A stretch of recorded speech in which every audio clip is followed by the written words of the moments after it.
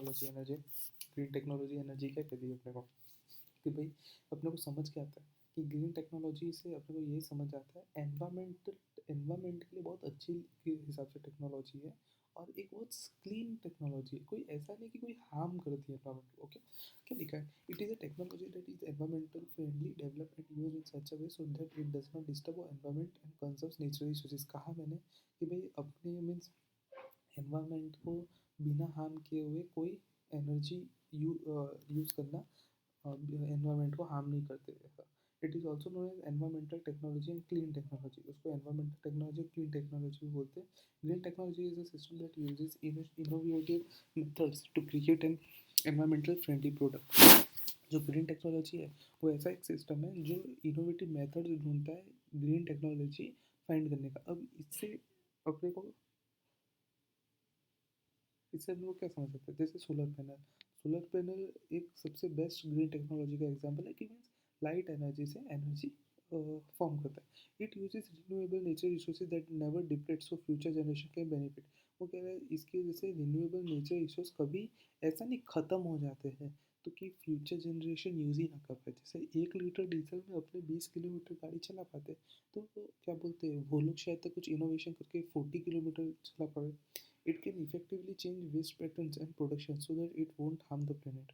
वो जो इफेक्ट था, जैसे मैं अगर ज़्यादा डीजल यूज़ करेंगे तो लाइक समझ ज़्यादा डीजल बनाने के लिए ये लोग कुछ कोल वोल ये सब जला के ऐसे फॉर्म करके करेंगे तो मैं ज़्यादा अगर अपने रिसोर्सेज ही यूज़ करेंगे तो ज़्यादा अपने वेस्ट भी फेंकेंगे। तो इसके लिए वो कह रहे हैं अपने प्लेनेट को हार्म होता था।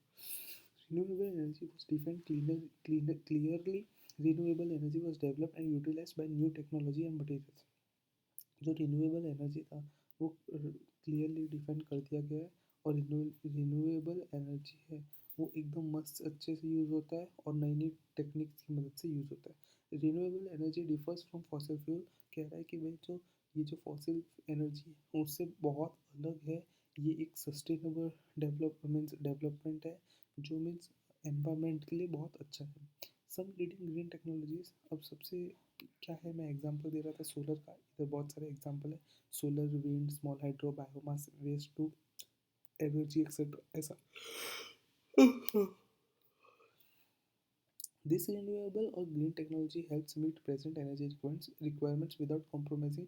ये क्या कह रहा है? ये अभी का देखता है कि भाई ये मीन्स अपनी कितनी ज़रूरतें हैं और उस हिसाब से उतने ग्रीन टेक्नोलॉजी फॉर्म करो कि अपना एनवायरनमेंट भी अच्छा रहे और अपने को कोई दिक्कत भी ना पड़े। Therefore, it helps preserve the earth and its natural resources। अब इसकी वजह से अपना अर्थ बचा रहता था और उसके क्या बोलते हैं नेचर रिसोर्सेज संभले रखे हुए फ्यूचर के लिए। Green technology use the resources that nature continuously continuously replenishes replenishes या भूल जाता हूँ शब्द, replenishes causing no significant adverse effect on the environment. अब जो ग्रीन टेक्नोलॉजी ऐसे है कि भी अपने रिसोर्स पे कोई दिक्कत भी नहीं डालेंगे और जो उनके एनवायरनमेंट को अफेक्ट करते थे ना वो भी कुछ नहीं होने देंगे। Green technology technologies for green energy help to increase energy security and reduce the dependence on conventional energy sources पर। ओके, कह रहा है कि भाई ये ग्रीन एनर्जी की मदद से ना अपने कन्वेंशनल एनर्जी, जैसे कन्वेंशनल एनर्जी के था फॉसिल फ्यूल्स पे अपना डिपेंडेंसी कम हो गया। और होता कैसा था कि जैसे समझा ये अपने एक एग्जांपल ले कि सोलर पैनल में सब्सिडी क्यों दिया, तो सब्सिडी इसके लिए दिया तो ऐसा समझ कि जैसे अगर 1 लाख रुपीज़ में इतने फॉसिल फ्यूल्स आते थे कि तेरे घर के 10 दिन लाइट जला पाए, तो वो लोग क्या सोचेंगे कि भाई 2 लाख रुपए में तो सोलर पैनल आ गया, तो सोलर पैनल आ गया और चलो भाई अपने 1 लाख रुपए देते हैं तो उसको कितना हार्म है एनवायरमेंट को भी। अब और अपना भी भाई मार दूसरे देशों से कितना मांगना पड़ता है। वो लोग अगर कभी बंद कर दिए तो इससे अच्छा चल ना भाई दो अपने क्या बोलते हैं ये पब्लिक को ही 2 लाख रुपए का जो है सोलर पैनल वो उसको 50,000 सब्सिडी में दे देते, तो पब्लिक को कितना पड़ेगा 1,50,000 रुपीज़ में। अब 1,50,000 में सोलर पैनल अगर एक दिन चार्ज होता है तो एक दिन चलेगा, तो अब बोलेंगे तो इससे अपने को फ़ायदा क्या। लेकिन ये जो फॉसिल फ्यूल था वो 1 लाख रुपए में 10 ही दिन समझ चल रहा था, समझना 1 महीना चल रहा था 1 लाख रुपए में, तो चलना ये भी समझ ले 1 साल चल रहा था। तो बोलेंगे तो अपने को फ़ायदा क्या फिर, तो ये तो एक ही दिन चल रहा है। लेकिन सोलर पैनल का लाइफ स्पैन 15 ईयर्स तक होता है। तो मतलब 15 ईयर्स तक सुबह होगी, तो 15 ईयर्स सुबह होगी, इलेक्ट्रिसिटी जनरेट होगी, तो 15 ईयर्स तक चलेगा। और पैसा कितना लगा, 1.5 लाख, और किसी पे कोई डिपेंडेंसी नहीं ऐसा। The depletion of conventional energy necessity studies on new and renewable energy sources. ये जो कन्वेंशनल एनर्जी जैसे ख़त्म हो रही है और जैसे अपने को नीड है, तो वो न्यू और रिन्यूएबल एनर्जी पूरी कर सकती है। रिन्यूएबल एनर्जी कौन सी है, such as wind, solar, small hydro and biomass are receiving attention. ये तो अपने ने पढ़ा था कि भाई ये सब है। Long term sustainable development not only in agriculture but also in other sectors requires the implementation of renewable energy technology that are more equitably distributed and environmentally friendly, etc. तो क्या कहते हैं कि भाई लॉन्ग टर्म ये अपने को एक ही बार में नहीं दिखेगा, ये अपने को लॉन्ग टर्म दिखेगा। और ये रिन्यूएबल एनर्जी ऐसा नहीं कि एग्रीकल्चर में सब सेक्टर में बढ़ा दो, कुछ ना कुछ करके सब सेक्टर में डाल दो कि भाई वो लोग को फायदा हो गया। The cost of renewable energy technologies has declined significantly and further cost reduction is projected in the next few years. तेरा ही मैसेज आया एक सेकंड।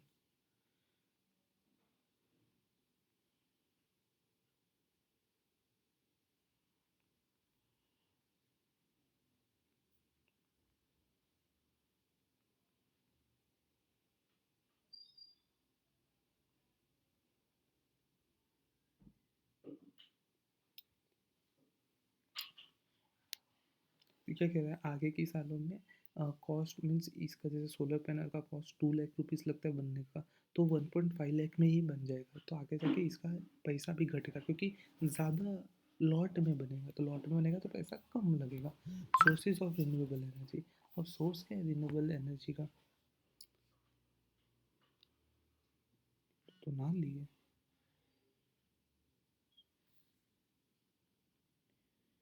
सोर्स क्या है, जैसे बायोगैस प्लांट इतना 12 मिलियन क्या करता क्या है, जैसे देख सोलर रेडिएशन आया, रेडिएशन रिफ्लेक्टेड आउट, ये तो सब समझ चला गया। तो सोलर थर्मल फोटोवोल्टिक बायोवेल्स विंड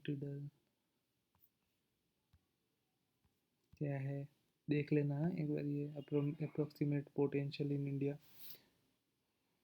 ठीक है, design and operational parameters. Designing green technology involves considering various factors and operational parameters to ensure sustainability and environmental friendliness. Here are some key aspects to consider. अब क्या क्या operational means अपना parameter देख सकते क्या क्या है, तो ग्रीन मीन्स ग्रीन एनर्जी के फायदे ये सब। रिन्यूएबल एनर्जी सोर्सेज, ये रिन्यूएबल एनर्जी का सोर्स कहाँ पे, देख कहाँ पे, solar, wind, hydro electric, geothermal और बायोमास टू पावर सिस्टम, ये अपने ने देखा। Consider the location, feasibility, efficiency of the sources. अब समझ अपने सन सोलर पैनल वहाँ ही लगाना कि जहाँ में एकदम और बहुत ज़्यादा धूप पड़ती है। ऐसा नहीं है कि आजू बाजू बिल्डिंग बनी हो। अपने विंड मिल कहाँ लगाएंगे, जहाँ हवा आती हो। ऐसा तो नहीं ना कि भाई उधर सब मीन्स हवा ही नहीं आती, मीन्स एकदम खाली जगह चाहिए विंड मिल लगाने के लिए। तो ये सब हो रहा है, एक अच्छी जगह देख के ये सब लगाया जाता है। Energy efficiency. Design system and devices to be energy efficient. This involves optimizing processing, reduce energy consumption and using energy saving components. क्या कह रहा है, ऐसा नहीं कि जैसे विंड में ये सब है, तो ये सब मीन्स ऐसे बनने चाहिए कि ऐसा नहीं कि भाई खाली घूमे जा रहा है और उतनी जितनी एनर्जी अपने को चाहिए उतनी फुलफिल ही नहीं हो पा रही है। तो मीन्स ज़्यादा से ज़्यादा एनर्जी लगनी चाहिए, बननी चाहिए ऐसा। Material selection. Choose eco-friendly and sustainable materials for construction and manufacturing. Focus on recyclable or biodegradable materials to minimize environmental impact. क्या बोल रहा है कि भाई ये सब जो सोलर पैनल ये सब में मटेरियल जो यूज़ कर रहे हो ना वो इको फ्रेंडली होना चाहिए, और एक सस्टेनेबल मटेरियल कि भाई कंस्ट्रक्शन हो रहा है तो एक सस्टेनेबल मटेरियल हो कि कंस्ट्रक्शन हो गए। और मैन्युफैक्चरिंग, तो फोकस ऑन रिसाइकलेबल मीन्स जो ऐसे रिसाइकल वाले प्रोडक्ट्स हो, बायोडिग्रेड हो जाते हो, वो सब तुम प्रोडक्ट यूज़ करोगे तो एनवायरनमेंट में जो कचरा था वो भी यूज़ हो गया और तुमने एक अच्छा चीज़ तो बना ही दी है। ऐसा लाइफ साइकिल असेसमेंट, मैंने कहा था ना कि भाई 15 ईयर्स का लाइफ स्पैन होता है, तो एक अच्छा एक लाइफ स्पैन भी होना ज़रूरी है। ऐसा नहीं कि भाई किसी ने सोलर पैनल ले लिया उसके कोई काम का ही नहीं। Considering the entire life cycle of the technology from the production to disposal, aim for credit to credit design minimize waste and pollution throughout the product's life. क्या कह रहा है कि भाई अपने को यही देखने का है कि भाई ऐसा ना हो कि भाई वो एक लास्ट में जाके वेस्ट और पॉल्यूशन बन जाए। ऐसा नहीं जैसे 15 साल के बाद अगर सोलर पैनल की कोई लाइफ स्पैन नहीं है तो अपने उसको ऐसा नहीं फेंक देंगे, तो फेंक देंगे तो कोई काम का नहीं। तो उसको भी अपने को ध्यान में रख के बनाना है कि भाई वो कोई ना कोई यूज़ में आ रहा है। वेस्ट रिडक्शन एंड रिसाइकलिंग, ये जितने नाम है ना सब इम्पोर्टेंट है कि भाई अगर ऐसा एग्जाम में कुछ पूछ ले कि भाई क्या क्या वो लिया था ऐसा। Waste reduction and recycling, implement methods to minimize waste generation during production operation, incorporate recycling and reusability into the design to reduce। मैंने वही कहा कि भाई अपने अगर कुछ भी अगर बनाते हैं तो वो मीन्स रिसाइकलिंग के लिए एकदम बेस्ट प्रोडक्ट हो। Water conservation, develop technology that reduce water consumption and minimize water wastage, implement water saving features and recycling system where applicable. क्या कह रहा है, अगर कुछ ऐसा ऐसी वस्तु बनाना कि उसके अंदर ऐसा नहीं कि भाई हाई वाटर कंजम्पशन हो, अगर कुछ कंजम्पशन हो तो पानी का वो यूसेज कंजम्पशन भी बहुत कम कर दे। और अगर पानी का अगर कंजम्पशन कर रहे हैं तो पानी का कंजम्पशन कम करे और पानी फेंके भी कम। ऐसा एमिशन रिडक्शन, एमिशन रिडक्शन क्या कहता है, implement strategies to minimize harmful emission and pollutants released during operation, utilize filter catalyst or other technologies to mitigate environment impact। तो क्या कह रहा है कि भाई ऐसी सब स्ट्रेटजीज बनाओ ना कि भाई कोई हार्मफुल ये सब एमिशन ना गैस वैस सब ना छोड़े, और जो पॉल्यूटेंट जो रिलीज होते हैं ये सब अगर बनाने टाइम पे भी तो वो यूटिलाइज हो जाए फिल्टर में, कैटालिस्ट ये सब में यूटिलाइज हो जाए। ऐसा smart and adaptive system, develop technologies that can adapt to changing environmental conditions, user requirements, optimizing resource usage and efficiency। अब ऐसा सिस्टम बनाओ ना कि भाई मीन्स अगर समझ धूप कम पड़ रही है तो भी वो धूप को ऐसे आजू बाजू से भी खींच ले और ज़्यादा एनर्जी बनाए। Monitoring and control system, implement monitoring and control systems to optimize performance and detect inefficient in real time, allowing for timely interventions and improvements। क्या कह रहा है कि भाई वो तुम उस पर देखते रहो, कंट्रोल करते रहो कि भाई इसकी क्या परफॉर्मेंस है, इसकी क्या दिक्कत आई है, उसको सॉल्व कर दो अच्छे से कि भाई इम्प्रूवमेंट आते रहे और वो एक अच्छा सा अच्छा बना रहे। Compliance with standard regulations, ensure that the design complies with environmental standards and regulations। This involves understanding and adhering to local, national and international environmental guidelines। बोल रहा है कि भाई ऐसा नहीं कि भाई वो कभी कुछ भी तुम बनाए जा रहे हो, वो जो लोकल स्टैंडर्ड्स है, जो रूल्स एंड रेगुलेशन उसके अंडर ही बनना चाहिए। Life cycle and cost analysis, consider the economic aspect alongside environmental benefits, analyze the long-term cost effectiveness of green technology compared to conventional ones। जैसे अपने सोलर पैनल की बात करते हैं तो सोलर पैनल क्या बोलते हैं अपने को समझ 2 लाख रुपीज़ का पड़ा, तो अपने को अगर 15 ईयर्स तक अपने अच्छे से उसको यूज़ करते जाते हैं ना तो अपना 5 साल तक अपना ऐसा समझ ले बिजली का बिल अपने भरे। अपने ने सोलर पैनल लिया तो अपने 5 ईयर्स ऑफ इलेक्ट्रिसिटी कॉस्ट से अपने को सोलर पैनल आ जाएगा। 5 ईयर्स तो आ जाएगा, फिर बाकी का जो नेक्स्ट 10 ईयर्स होंगे वो अपना इलेक्ट्रिसिटी फ्री होगा। ऐसा तो एक कॉस्ट इफेक्टिव है अपने लिए लाइफ साइकिल के लिए। Community and social impact, assess the impact of technology on the surrounding community and society at large, ensure it brings positive social। तो ऐसा मतलब जैसे सोलर पैनल है तो सोलर पैनल सबने लगाया तो ऐसा ही कुछ बनाओ कि सबके लिए अच्छा हो। ये सब green technology type.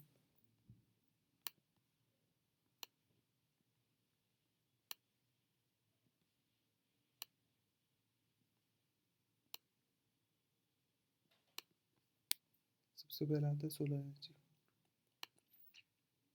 Solar energy is considered one of the best green technology.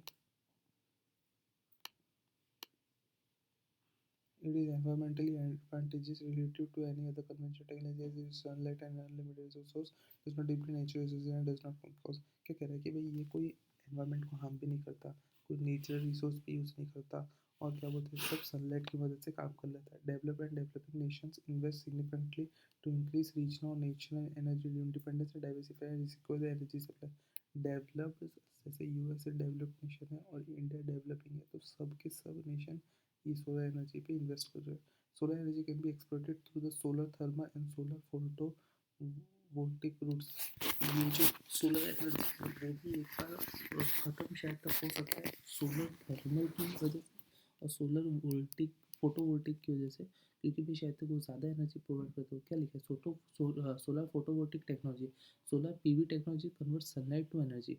वो मीन सनलाइट से एनर्जी को कन्वर्ट करता है कि भाई this conversions happens directly through solar cells comprising various components producing photoelectric effects।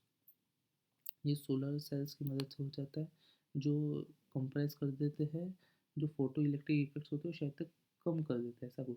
This phenomena occurs when material emits electron as they absorb light energy. ये कब होता है भाई फोटो इलेक्ट्रिक इफेक्ट, जब इलेक्ट्रॉन रिलीज होता है, जब कोई एनर्जी लाइट एनर्जी एब्सॉर्ब होती है। तो through early PV cells were made of silver selenite और copper silicon has been predominant substance used for the. क्या बोल रहे हैं कि सेलेनाइट सिल्वर सेलेनाइट ये सब पहले यूज़ होता था पीवी सेल्स में, अब पिछले 60 साल से सिलिकॉन यूज़ हो रहा है।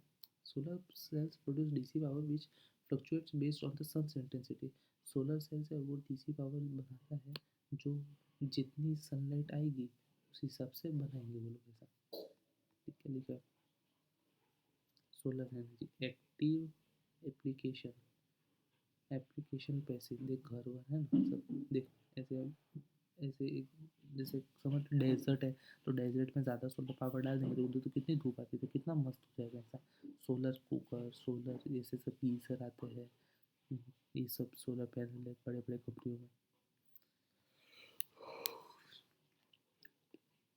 Solar energy is currently use in several application. Solar energy ये सब एप्लीकेशन में यूज होता है, देख लेना।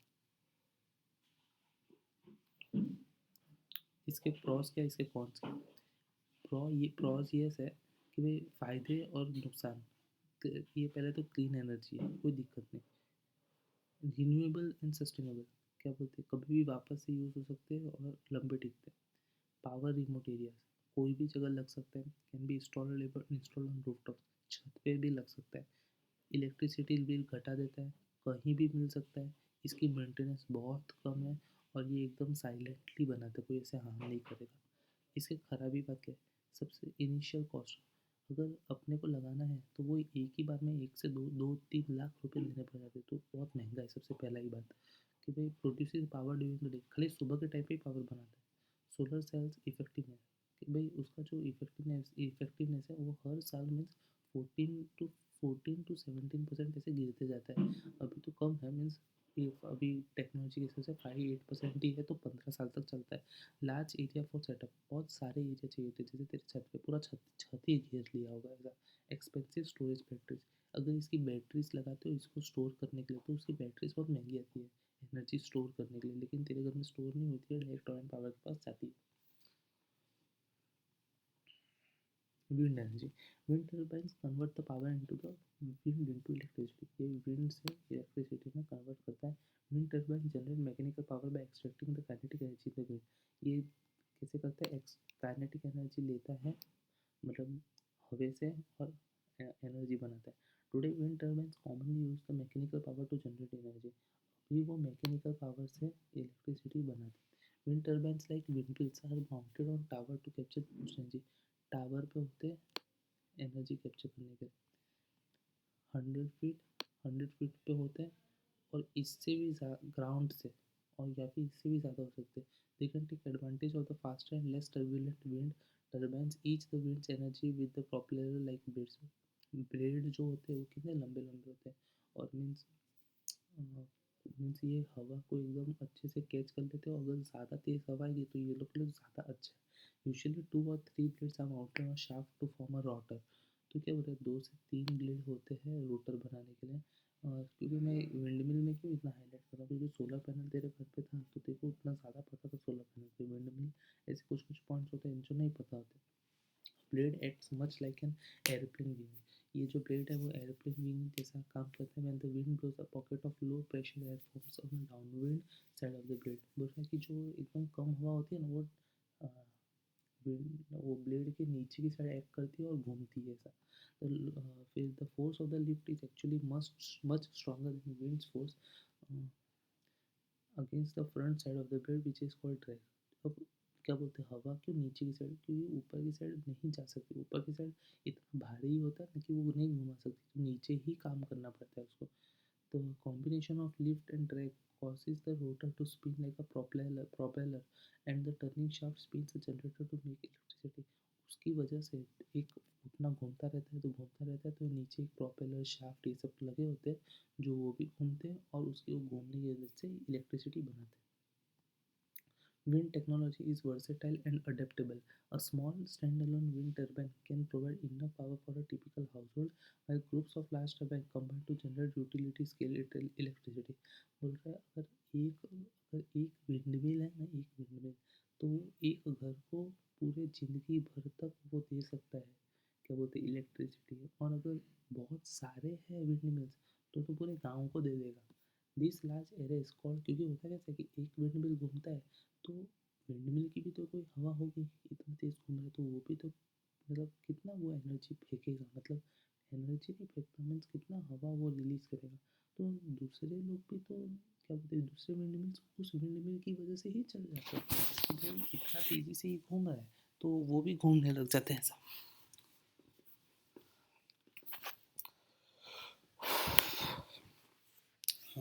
This large area is called wind farms और विंड प्लांट्स। जो जो ज़्यादा अगर क्या बोलते हैं वो विंड मिल्स हो ना तो उसको विंड फार्म बोलते हैं या फिर विंड प्लांट बोलते हैं। Deliver power to an integrated grid, this setup is very reliable at any time. Several wind turbines at a wind plant may be shut down for maintenance while most of the turbines will be still be running. Several electricity providers today use wind plants to supply power to their customer. क्या बोल रहे हैं, electricity provider से क्या मतलब है, जैसे torrent power ये सब। क्या बोल रहा है कि भाई कोई कोई इलेक्ट्रिसिटी प्रोवाइडर है वो आज भी विंड मिल का यूज़ करते हैं कस्टमर को एनर्जी सप्लाई फुलफिल करने के लिए। अभी जो विंड फार्म्स और विंड प्लांट्स है वो आधे सर्विस मेंटेनेंस में है, इसकी मेंटेनेंस कॉस्ट बहुत ज़्यादा होती है और ट्रांसपोर्टेशन कॉस्ट भी बहुत ज़्यादा होती है। और क्या बोलते हैं, कुछ विंड प्लांट अभी भी चल रहे हैं। फ़ायदा क्या है कि भाई एक क्लीन सोर्स ऑफ पावर है, कोई दिक्कत नहीं हवा से, रिन्यूएबल सोर्स है, ओके पता है, कॉस्ट इफेक्टिव है कि भाई एक मतलब एक घर के लिए पूरा ज़िंदगी भर चला सकते हैं। लैंड डोनर्स अगर लगा देते तो उसके लिए उन लोगों के लिए तो एक्स्ट्रा सेविंग हो गया। यूज़ ऑफ मॉडर्न टेक्नोलॉजी से बना है कि भाई कभी वो बंद ना हुए। Rapid growth and huge potential, वो उसमें मीन्स जो विंड मिल है वो बहुत ऐसे सोलर पैनल ज़्यादा जगह घेरती है और विंड और उतनी पावर नहीं बना पाती जितनी विंड मिल बनाती है, तो उसका रैपिड ग्रोथ है। मीन्स सेक्टर्स में ज़्यादा विंड मिल्स यूज होते हैं सोलर पैनल की जगह, जहाँ हवा हवा मस्त है।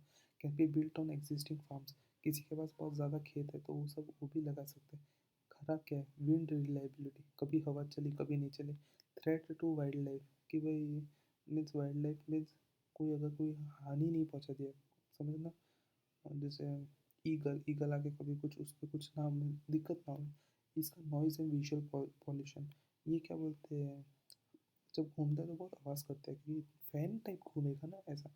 एक्सपेंसिव टू सेटअप, बोला ना बहुत महंगा पड़ता है। सेफ्टी ऑफ पीपल, अगर समझ ऊपर से कभी गिर गया तो सेफ्टी तो नहीं है। सूटेबल टू सर्टन लोकेशन, कोई कोई लोकेशन के लिए अच्छा है। इफेक्ट ऑन एनवायरनमेंट, एनवायरनमेंट के लिए इफेक्ट करता है, क्या इफेक्ट करता है कि भाई इतनी जोर से हवा घूमता है तो भाई नॉइस और विजुअल पॉल्यूशन लिखा है तो पॉल्यूशन तो क्रिएट करता है, तो इफेक्ट ऑन एनवायरनमेंट।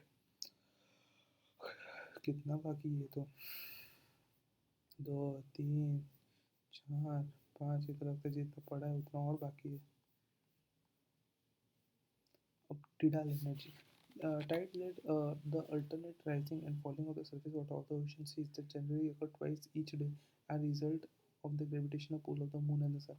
कह रहा है कि भाई टाइड जो होते हैं, पता है अपने पढ़ते थे ऊपर की, कभी रात में पानी ऊपर आ जाता था दिन में कम हो जाता था, ये सब कुछ नहीं करते थे वैसा सब और वो ग्रेविटेशनल पुल की मदद से होता है सन और मून का, इसके लिए होता है। Normally the difference in water level between high and low tides is, high और लो टाइड्स में कितना पानी का डिफरेंस होता है, 0.5 मीटर का। However, certain coastal regions with narrow base have extremely large differences in water levels between high and low tides। जो बहुत बड़े बड़े वो रहते हैं पानी के रीजन्स, तो उसमें हाई टाइड्स और लो टाइड्स होती है कि बहुत ज़्यादा वो लोग में डिफरेंस रहता है। The bay of Fundy in Nova Scotia has the largest tides in the world. ये बे ऑफ फंडी उसके पास लार्जेस्ट टाइड्स है। कितना लार्जेस्ट टाइड है? 16 मीटर से 16 मीटर का है। कितना? 53 फुट, मतलब तेरे जैसे 10।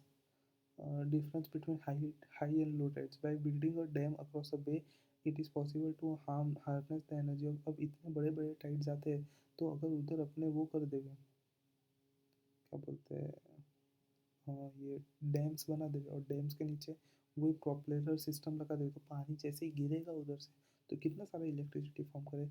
इन one type of system the dam's flood gates are open as high tides raises the water on the bay side then flood gates are closed.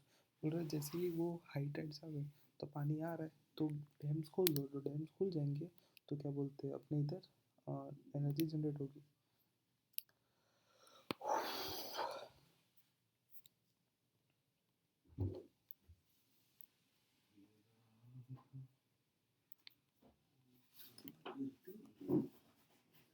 नहीं उधर से उधर वो है ना, दीवार तो दीवार में सब पपड़ी निकल जाएगा, हवा नहीं जाएगा तो तो खाली 2 मिनट है तेरे मैसेज है।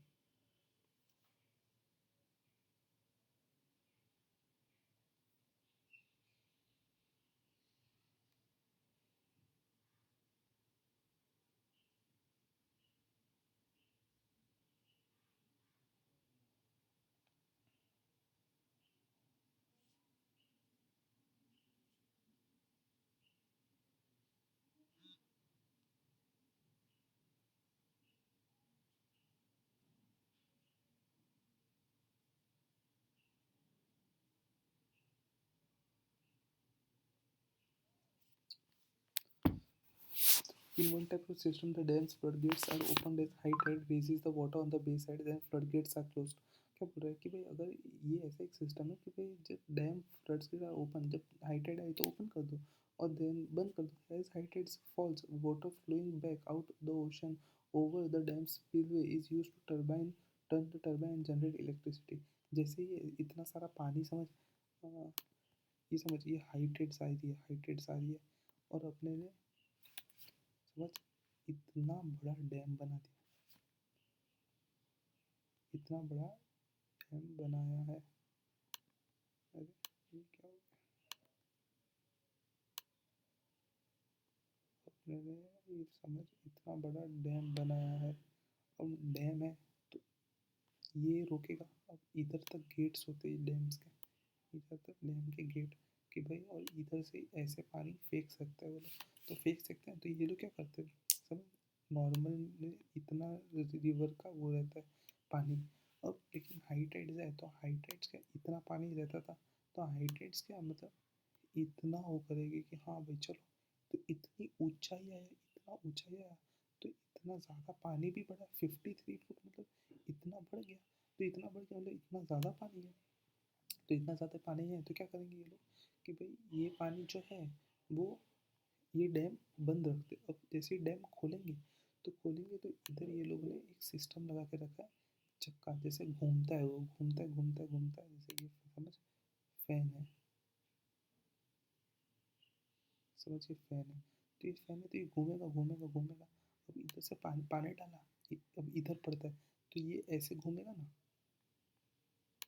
ये साइड घूमेगा ना कि हाँ भाई इधर पानी आया तो ये ऐसे ऐसे घूमते रहेगा, ऐसे ऐसे घूमते रहेगा घूमते रहेगा घूमते रहेगा, तो एनर्जी बनती रहेगी। 53 फुट हर दिन ऐसा काम चलेगा 2 बार, तो 2 बार चलेगा तो कितना अच्छा हो जाएगा ये लोग के लिए। और जो पानी इस साइड आ जाएगा वही वापस से इस साइड भेज देंगे कोई सिस्टम की मदद से, बस हो गया।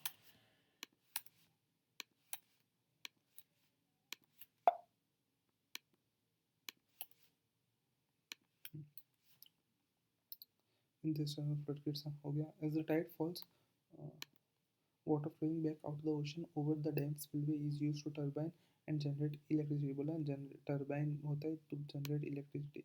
Tidal power projects harness the energy of tides as mass of the water moves in and out. बोला वही कि भाई अंदर जाता है बाहर आता है यही सब काम होते रहता है. Dams built across the mouths of the river confluence with oceans permit the flows through small openings fitted with propellers connected to electric turbines. Electric turbines से सब कनेक्ट होता है कि भाई पावर मिल जाए. India has initiated the wave energy.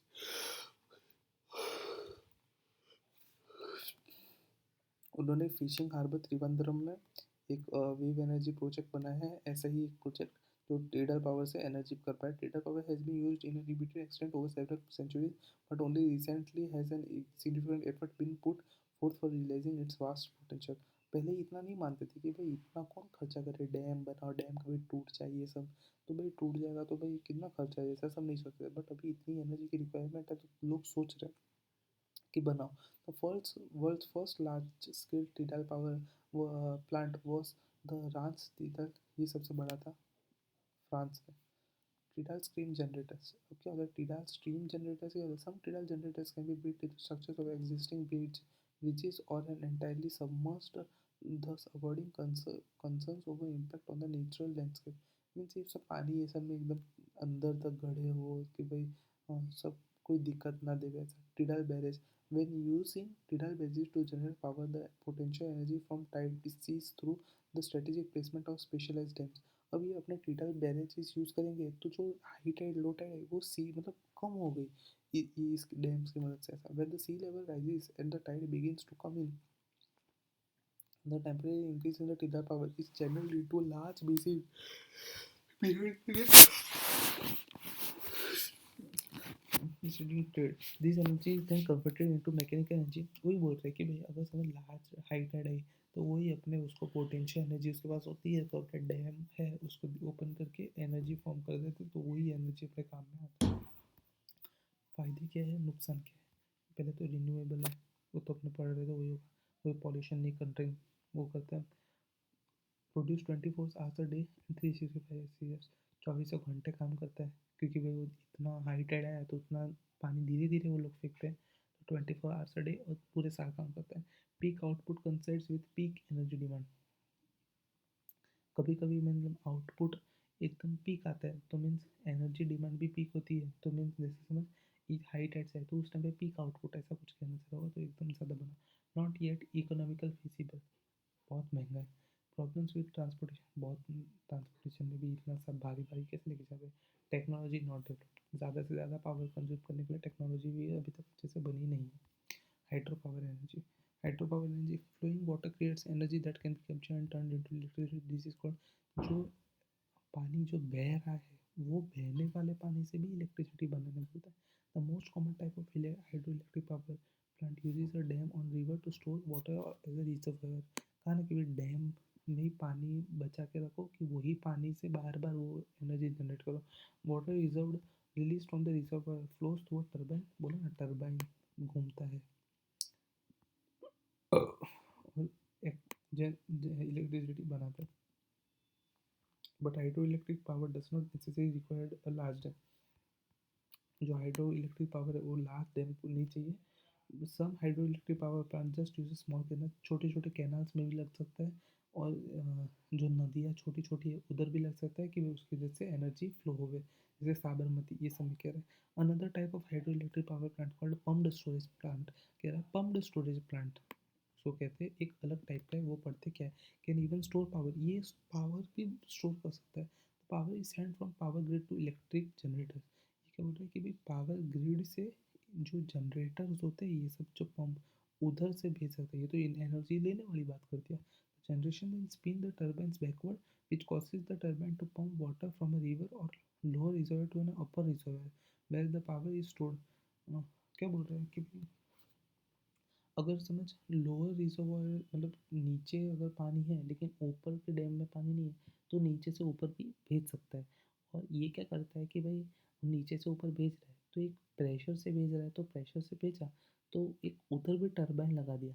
समझ. देखो याद हो तो अभी डायग्राम बनाया था वो ऐसे घूम रहा था.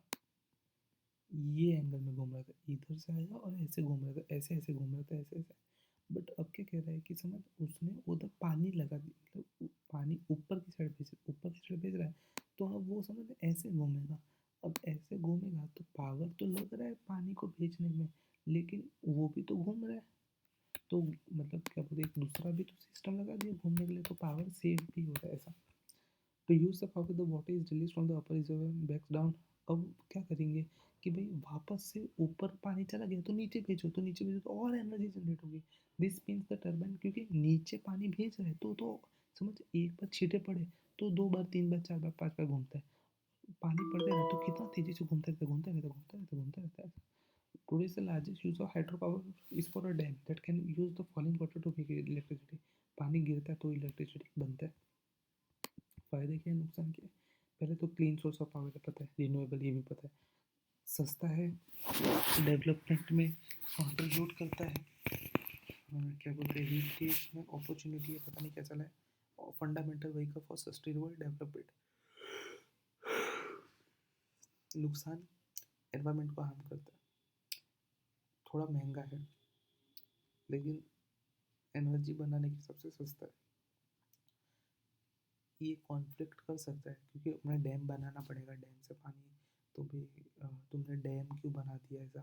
मे लीड टू ड्रॉट्स, जो आगे की जगह है उधर पानी नहीं पहुँचेगा तो सूखापन पड़ जाएगा। Risk of floods in lower elevation, अब इधर डैम बना दिया है तो जो इस साइड जो आदमी रहते थे, बारिश वारिश पड़ गया तो इधर फ्लड आ सकता है ना। कार्बन डाइऑक्साइड, मीथेन एमिशन, ये प्रोसेस की वजह से ये गैस निकलते हैं। मुँह तो क्या मेरा, तो एक दो तीन, तीन पेज और बाकी। जियोथर्मल एनर्जी, जियोथर्मल एनर्जी क्या है?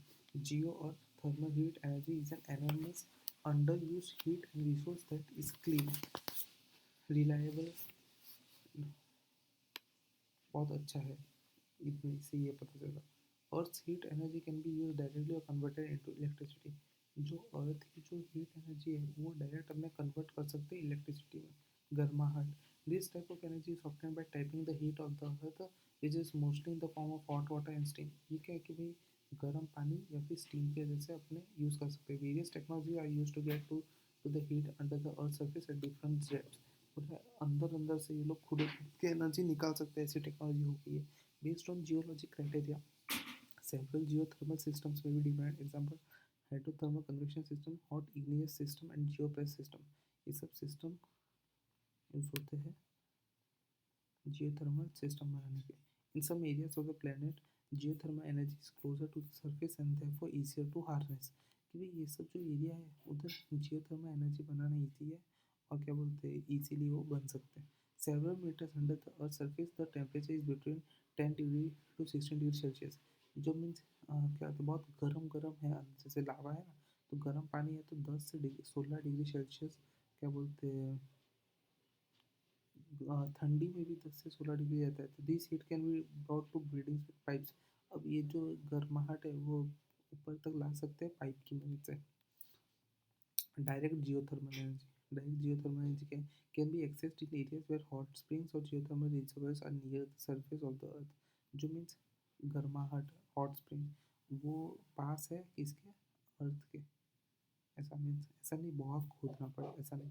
General geothermal heat pumps utilize a series of underground pipes and electric compressor and a heat exchanger to absorb। क्या बोल रहे हैं कि भाई पाइप लगेगा, कंप्रेसर लगेगा कि ऊपर आवे, और फिर एक अपने को हीट एक्सचेंजर भी चाहिए जो स्टीम से हीट इलेक्ट्रिसिटी बनावे।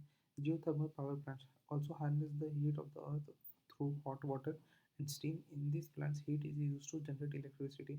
कि भाई ये जो भी हीट होगा उसको इलेक्ट्रिसिटी में कन्वर्ट करने में काम आएगा। कि भाई कुछ भी मीन्स स्टीम वाटर कुछ भी हो उसको डायरेक्ट इलेक्ट्रिसिटी में कन्वर्ट करते हैं। अच्छाई खराबी, रिन्यूएबल सोर्स पता है, एनवायरमेंट फ्रेंडली पता है, कोई फ्यूल नीडेड नहीं होगा, अपने आप चलता है, कोई ऐसा कोई दिक्कत नहीं। अनलिमिटेड सप्लाई है क्योंकि नीचे लावा बहुत है, और लावा बहुत है तो गर्माहट बहुत है, अनलिमिटेड। अबंड होगा। Significant savings for home owners, अगर क्या बोलते हैं, अगर ऐसे ही ये क्या बोलते हैं सस्ता हो जाए तो होम ओनर्स अगर एक एक लगा देवे तो कितना सस्ता हो जाएगा, एनर्जी बन पाएगी। स्मॉलेस्ट लैंड फुटप्रिंट, ये नहीं पता चला। इनोवेशन इन टेक्नोलॉजी एक अच्छा इनोवेशन है। सूटेबल टू पर्टिकुलर रीजन, खराबी, कोई कोई रीजन के अब जैसे समझ तेरे घर के नीचे नहीं है भाई, बहुत खोदना पड़े तो फिर अच्छा है। हाँ, इनिशियल कॉस्ट बहुत पहले बहुत महंगा पड़ता है। Cost of powering the pump, कि भाई अपने को पंप को भी पावर करना पड़े कि भाई कभी भी तू चालू ही रहेगा, कभी भी एनर्जी आएगी, एनर्जी बना, स्टीम आएगी, एनर्जी बना। सरफेस इंस्टेबिलिटी, भाई सरफेस जो होते हैं वो एक समान नहीं रहते, कहीं भी ऊपर खाबर ऐसा। एनवायरमेंट कंसर्न्स, अब इतनी गर्माहट आ रही है तो एनवायरमेंट दिक्कत होगा, वैसा सब हो सकता है। हाई टेम्परेचर नीडेड, बहुत गर्म टेम्परेचर ही चाहिए। मे रन आउट ऑफ स्टीम, कि भाई अगर समझ बहुत कम टेम्परेचर होगा तो स्टीम से वो बाहर निकल जाएगा। अब अपना बहुत कम। Biomass energy or bioenergy, the energy from organic matter has been used for thousands of years ever since people started burning wood to quick क्या बोल रहे हैं कि अपने पहले बायोमास एनर्जी यूज़ करते थे कि भाई लकड़ी से अपना खाना बनाते थे। But many other resources of biomass can now be used including plants residues from agriculture. अब क्या बोल रहे हैं कि अब लेकिन बहुत वो हो गए, जैसे समझ म्यूनसिपल लोगों के पास ऑर्गेनिक कंपोनेंट होते हैं, ये सब वेस्टेज जो अपने जला सकते हैं, एग्रीकल्चर जैसे पेड़ पौधे के सूखे पत्ते वो सब जला के काम कर सकते हैं। ये देख लेना तो,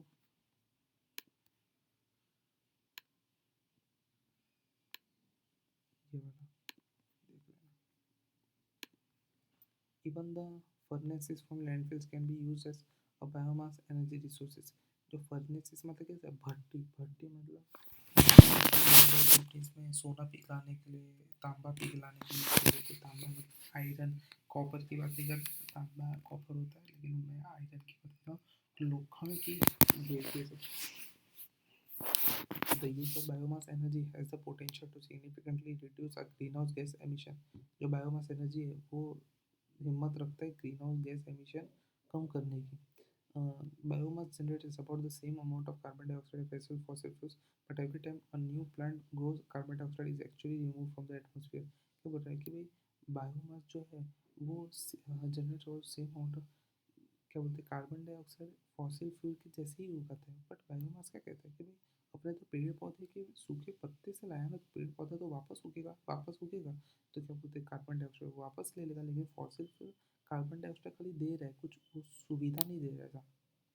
The net emission of carbon dioxide will be zero as long as the plant continue to be।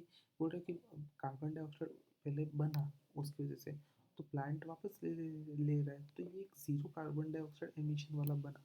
तो this energy crops such as fast growing trees and grasses called biomass feedstocks।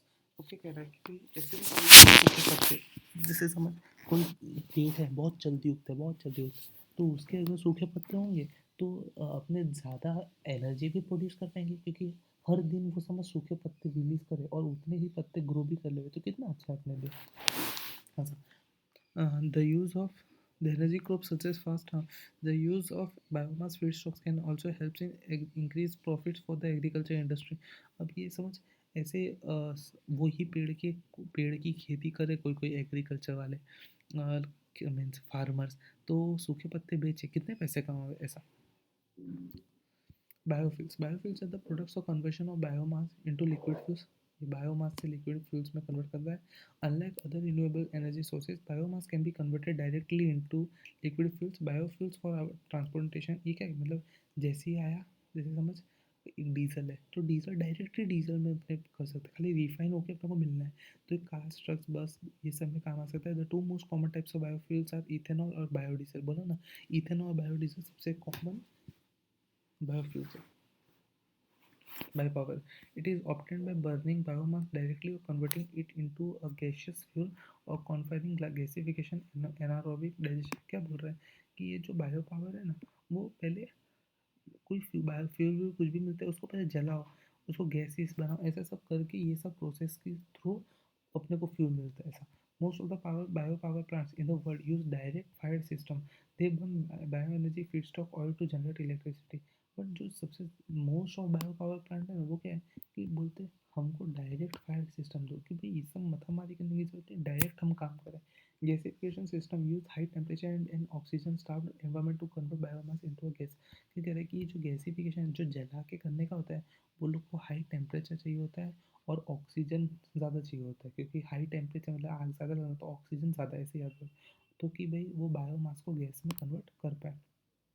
ये क्या है? A mixture of hydrogen carbon monoxide, ये का mixture है, ये gas जो बनता है। The decay of biomass produces a gas methane that can be used as energy source. ये अब अपने को जलाते हैं तो मीथेन मिलता है, उसकी मदद से अपने एनर्जी प्रोडक्शन करते हैं। मी और मीथेन हार्मफुल भी है, तो मतलब हार्मफुल गैस की वजह से एनर्जी तो प्रोडक्ट हो रहा है, लेकिन आगे जाके हार्मफुल तो करता ही है।